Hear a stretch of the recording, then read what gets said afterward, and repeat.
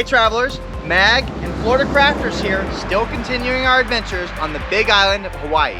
We have finished our tour of the southern point and now we are making our way toward Kona. From here at the edge of the Southpoint Road until we reach Kona, we have about a 40-mile stretch of coast.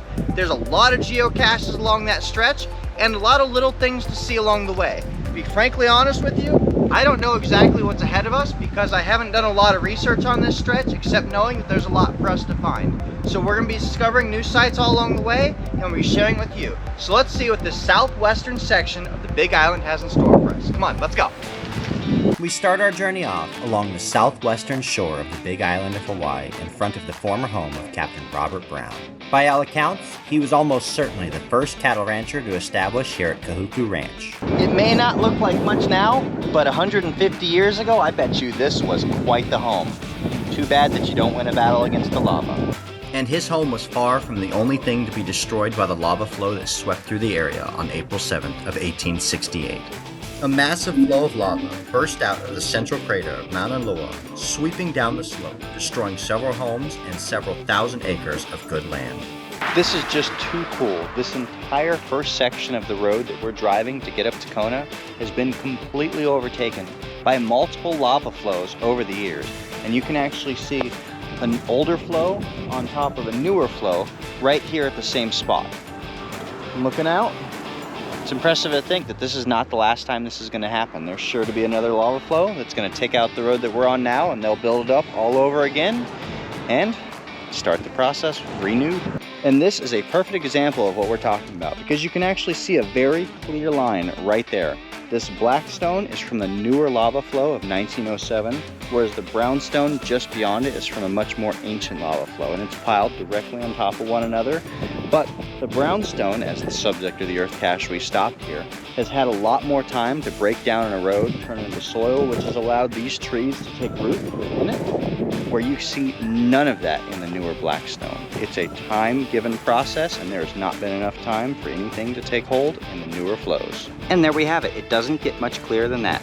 This is the old stone. This is the much more recent new stone. And you can see this close, the clear difference between these two types of stone that we're evaluating for this earth cache. Making our way across the lava flows just a little further up the coast, we head into Hawaii's Ocean View community. It includes several subdivisions built right on top of the old lava flows. This neighborhood that we're driving through is wicked cool. Check out the satellite imagery right here. They just built all of these houses directly on top of the lava flows. And if you zoom in on this spot, all you can see is lava flow there. But if you zoom in on it a little bit, just like that, you can see the houses right in the middle of it. And if you look out here, that's pretty much exactly what you get. They took them right on top of these lava flows and they're like, okay, there's your property. Good luck with it. Yeah, I gotta be honest with you though, I could go for a piece of real estate like this too. In these subdivisions, there's no such thing as a municipal water system. Instead, all the residents rely on a rainwater catchment system. Each property maintains an above-ground system that allows them to store the water for use. Check this one out. This is what actually brought us down here in the first place.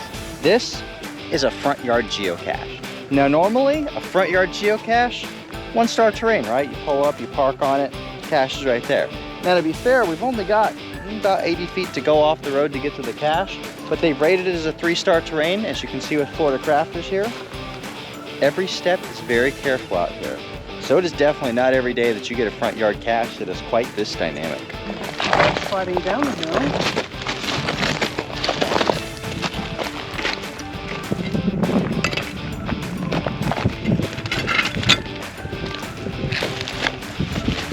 I think it's seen its better days. I think the dog got it.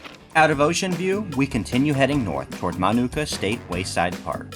This name in Hawaiian language means blundering, which is pretty much exactly what I feel like I'm doing every time I try and pronounce a Hawaiian word. In reality though, it refers to a land division that runs from the bay on the southwest side of the island up to the slopes of the Mauna Loa volcano.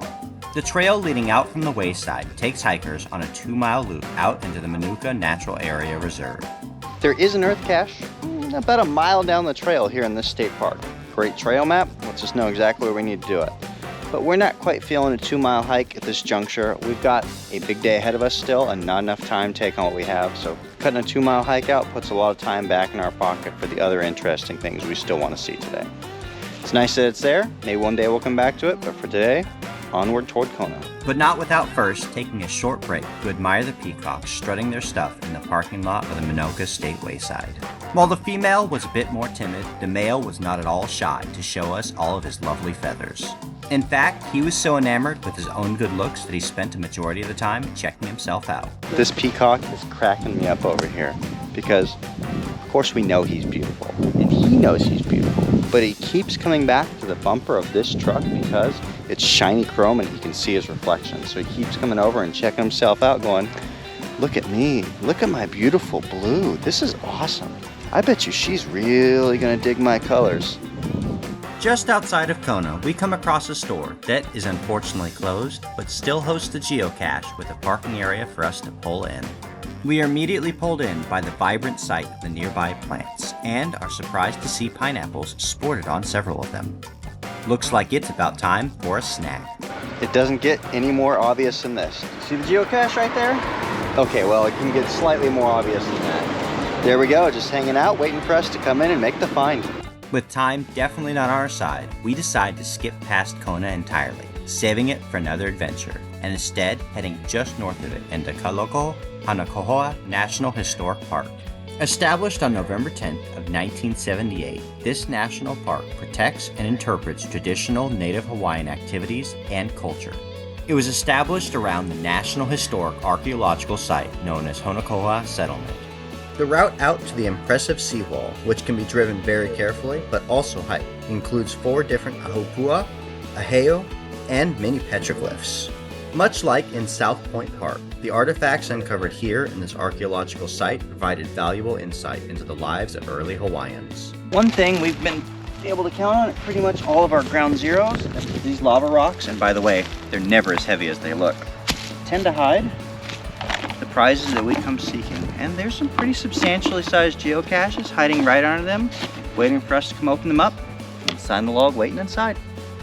Historically, this area contained 2 fish ponds, one of which is the subject of the virtual you're pursuing out here, the Kaloko Fish Pond. Study of their design helps us to understand how Native Hawaiians work with the environment to manage and utilize their natural resources. The rock seawall they constructed here separated the bay from the sea with gates that help control the flow of water between the two. That covers our exploration of pretty much the entire western side of the island. We began this thing all the way down south, just outside the boundary of the park for the southern point, and from there have been pushing our way up toward Kona pretty much all day long. We covered well over 40 miles, and once we got to Kona, realized the timing wasn't going to be great for us to geocache around there for the day. So we did the webcam and immediately pushed north of the city to get here to the edge of the Kaloko Fish Pond. This is going to be it for this adventure, and what an adventure it was. We got to see a lot of volcanic activity, an impressive set of communities developed right on top of the volcano areas, a peacock strutting his stuff, and lots of other great things along the way. Hope you guys have enjoyed this journey along the western side of the Big Island, and as always, I can't wait to show you what we have in store for you next. Make sure to like this video, subscribe, stay tuned for updates, and we'll see you out on the trail.